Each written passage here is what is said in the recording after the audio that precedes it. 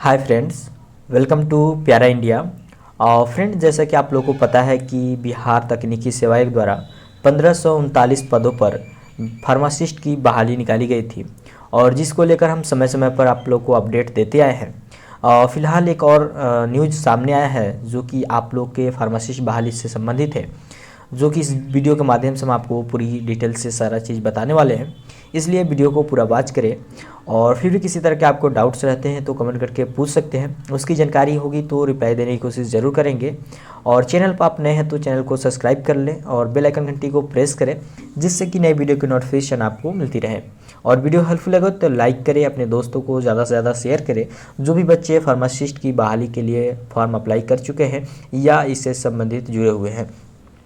तो देखिए न्यूज़ क्या है। पहले तो आप लोगों को सबसे पहली बात आपको बता दें कि फार्मासिस्ट की बहाली जब से निकली गई है कुछ ना कुछ दाव पेच खिलाया जा रहा है, कुछ ना कुछ मामला फंस ही जा रहा है। सबसे पहले जब बहाली निकाले गया तो उस समय बोला गया कि वैसे ही छात्र अप्लाई फॉर्म को कर सकते हैं जो डिप्लोमा किए हैं, यानी कि डी फार्मा किए हुए हैं। और उसके बावजूद ये भी कहा गया कि आपका बिहार सरकार द्वारा रजिस्टर्ड होना चाहिए।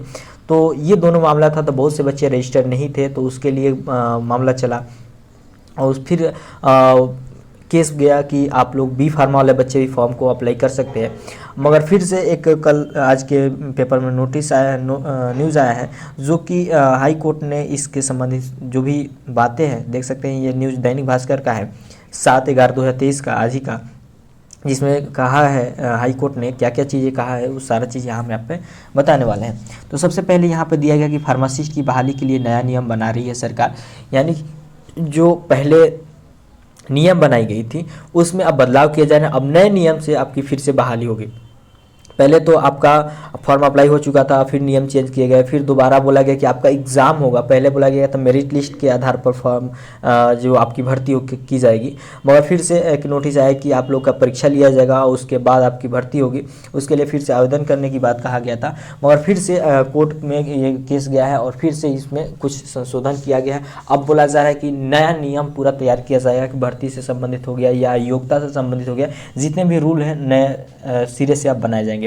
तो यहाँ पे सरकार की मानसिकता समझ में नहीं आती है कि जब भी बहाली आप निकालते हैं तो पहले ही सारा चीज़ क्लियर कर ले। अब आपको पता है कि डी फार्मा वाले बच्चे हैं, बी फार्मा वाले बच्चे भी हैं फार्मासिस्ट के लिए योग, तो किन को हमको भरना है, क्या चीज़ नियम कानून रखने होंगे, कैसे भर्ती प्रक्रिया करनी है, पहले एक बार पहले ही नियम बना ले, उसके बाद आपको बहाली को निकाले जिससे कि कम समय में बच्चों को भर्ती दे दिया जाए। यहाँ पे ये 2020 की भर्ती निकाली गई थी 1539 में, आज 2023 हो गया है। अभी सिर्फ मामला ही चल रहा है कि कैसे भर्ती किया जाएगा। अभी भर्ती प्रक्रिया कब तक पूरी होगी इससे आप लोग को पता चल जाएगा।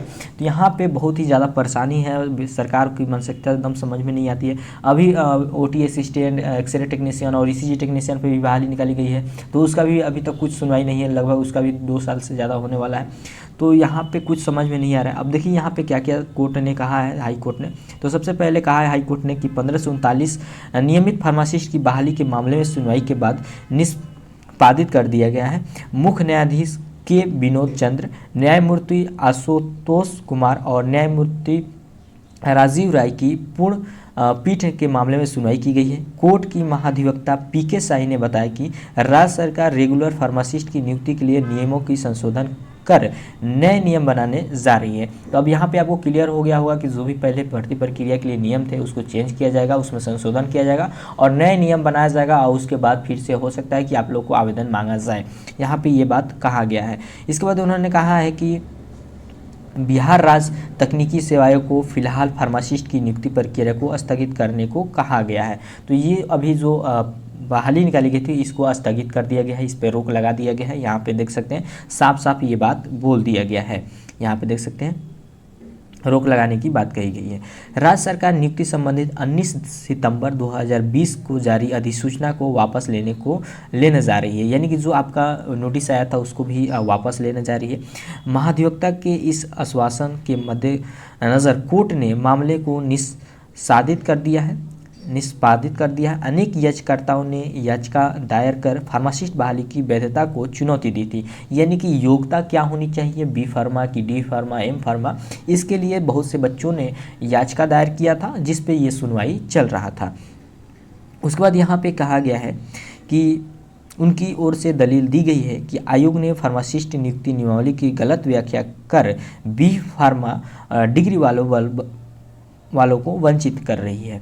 यानी कि जो याचिकाकर्ता थे उन्होंने कहा कि सिर्फ डी फार्मा वाले बच्चों को लिया जा रहा है, बी फार्मा जो बच्चे कोर्स किए हुए हैं उनको वंचित रखा जा रहा है।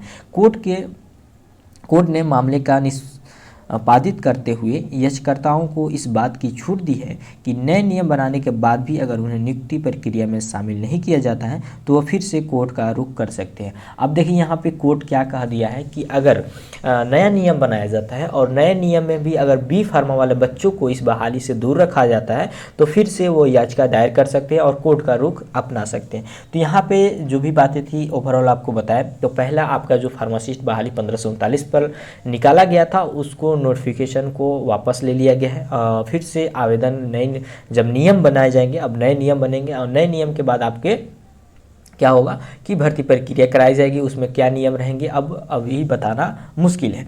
और यहाँ पे साफ क्लियर कर दिया गया है, कोर्ट ने कह दिया है कि अगर बी फार्मा वाले बच्चों को फिर से मौका नहीं दिया जाता है, जो नए नियम बनाए जाते हैं, तो बच्चे फिर से याचिका दायर कर सकते हैं। तो अब इसका सरकार को इस पर सोचनी है, विचार करनी है कैसे नियम तैयार करने हैं जिससे कि डी फार्मा और बी फार्मा दोनों वाले बच्चों को इसमें फ़ायदा हो सके।